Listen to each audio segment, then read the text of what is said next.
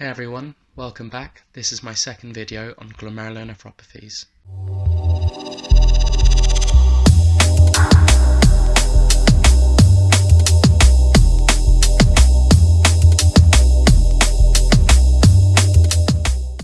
In this video we'll be focusing on minimal change disease and FSGS, or focal segmental glomerulosclerosis. This is a relatively complicated subject, as I've already described. But if you've watched my introductory video, which outlines the difference between a nephrotic syndrome and a nephritic syndrome, explains how to recognize, treat acute kidney injuries and their causes, then you should find this a bit easier to understand. I'm not going to lie, it's a very complicated subject, and I will do my best to summarize it as best as I can and tell you exactly what you need to know for your exam. I'm going to be honest, I'm not going to simplify it massively. I want to explain it and teach it the best I can and give you as much detail as you need, and you can take away what you feel you need to know. Because this channel is not just about learning for an exam, it's about learning the truth, learning the reality, and sometimes that means knowing a subject really well and in depth. And I feel to really understand a subject like glomerulonephropathies, in particular a process like FSGS, you have to at least have heard all of the facts about the subject once, and then you can make your own understanding, make your own notes on the subject, and therefore understand it and apply it into your own clinical practice. Minimal change disease is the commonest cause of childhood nephrotic syndrome. It usually occurs after infancy but before puberty, and it peaks between the ages of 2 to 6. It can, however, cause nephrotic syndrome in adults, and this mustn't be forgotten. Minimal change disease is rarely actually diagnosed in children and is often a presumed diagnosis. The reason for this is you can't truly diagnose it without a biopsy, and because this nephrotic syndrome usually responds to steroids, you don't need to put a child through a biopsy.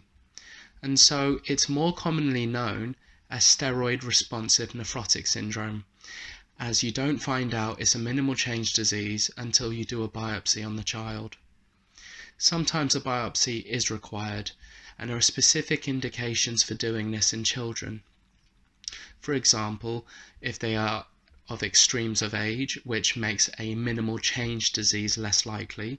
So that would be if they're less than 1 year old or more than 12 years old, or if they have a nephritic syndrome, so there's blood found in the urine, or if they have really high blood pressure, or you've given them treatment with steroids, however they've not responded, and so you're starting to think if this is a more sinister cause of a glomerulonephropathy, or maybe this isn't minimal change disease.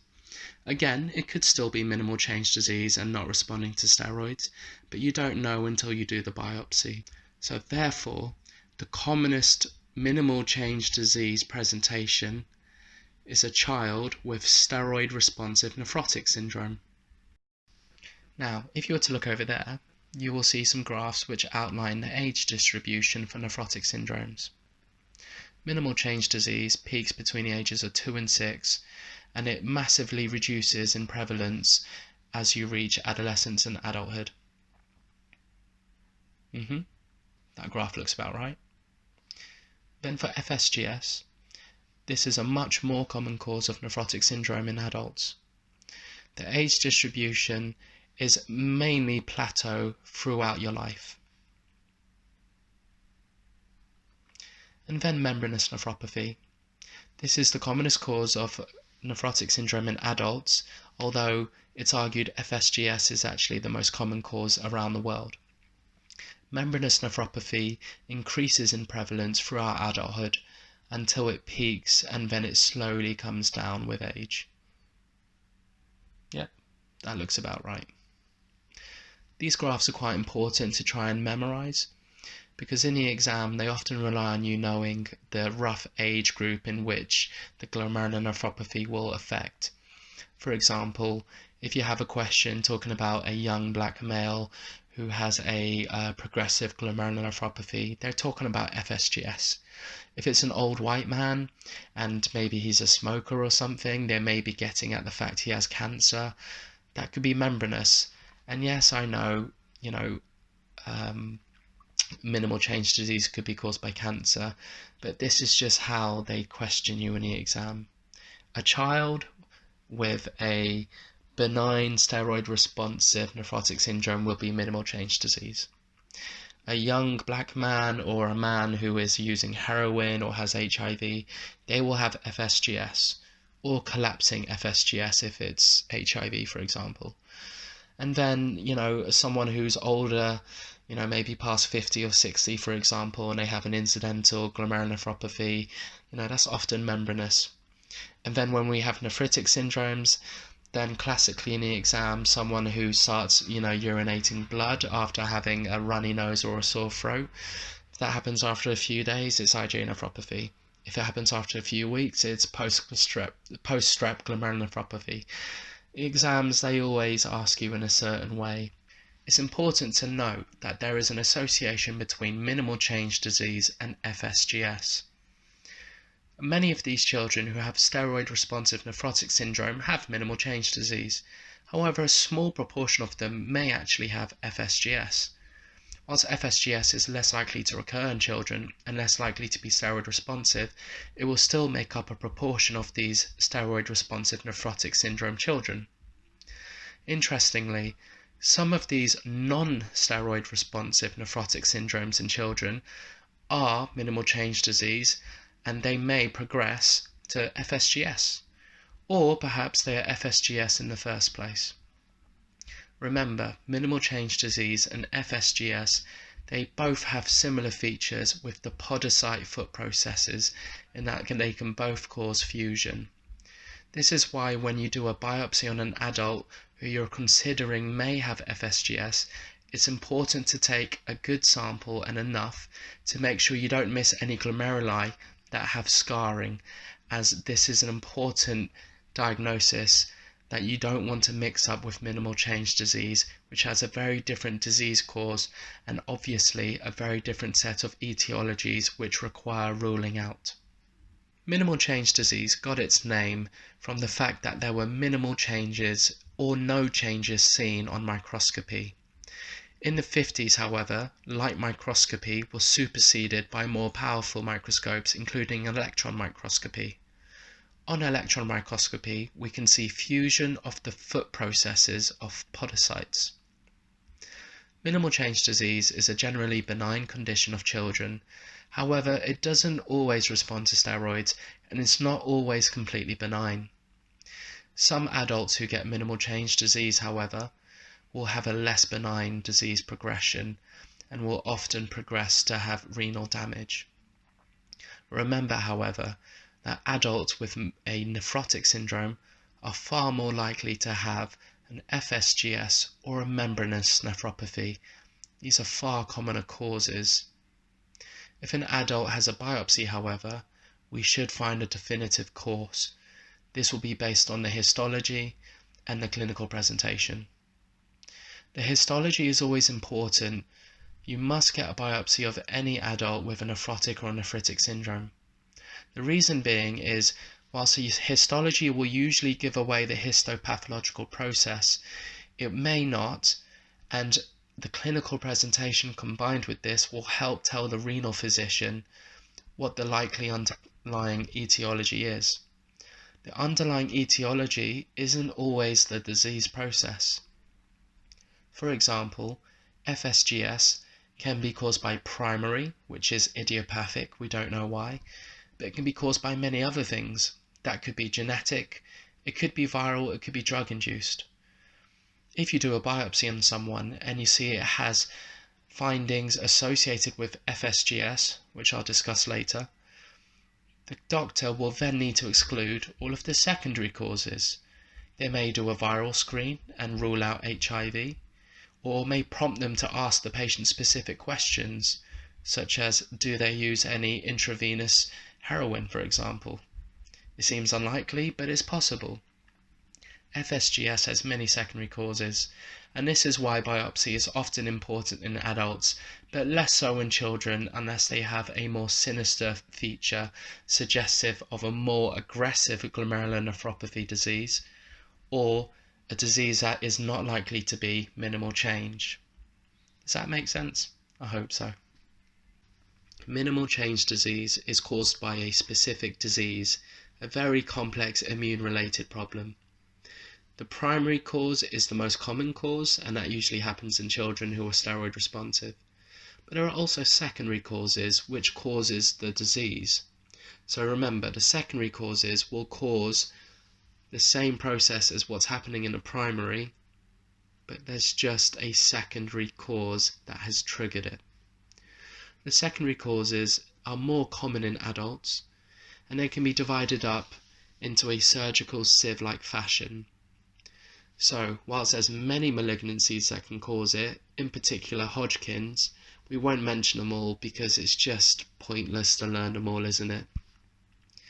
Minimal change disease, the secondary causes are divided up into malignant, infectious, drug-induced, autoimmune,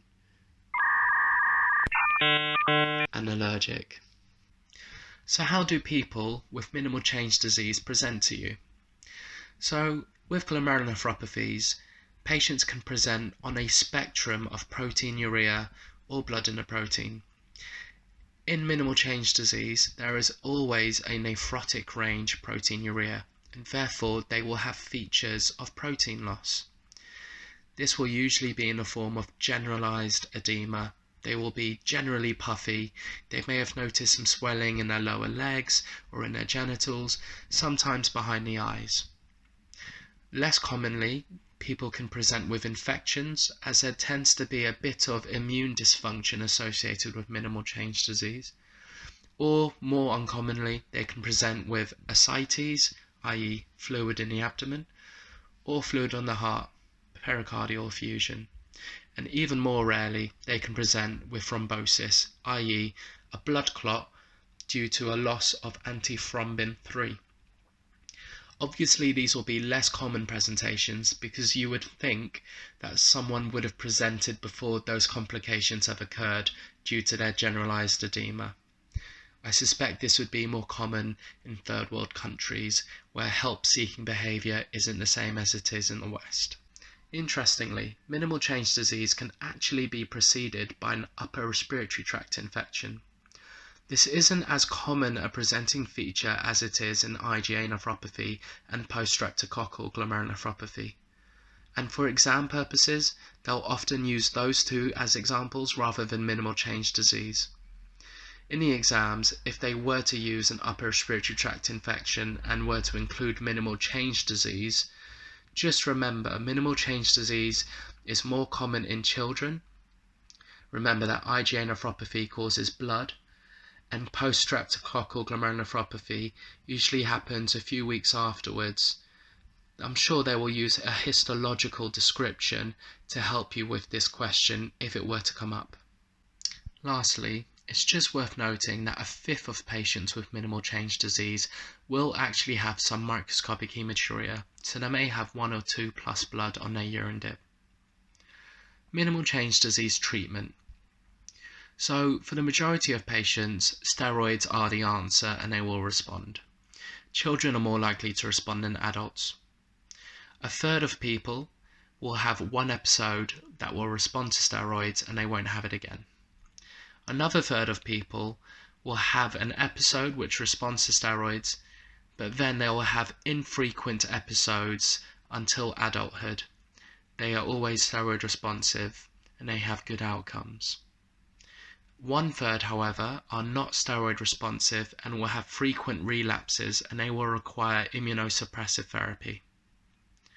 Minimal change disease, when it does respond to steroids, however, will respond and cause no long-lasting chronic kidney disease and no long-lasting protein in the urine.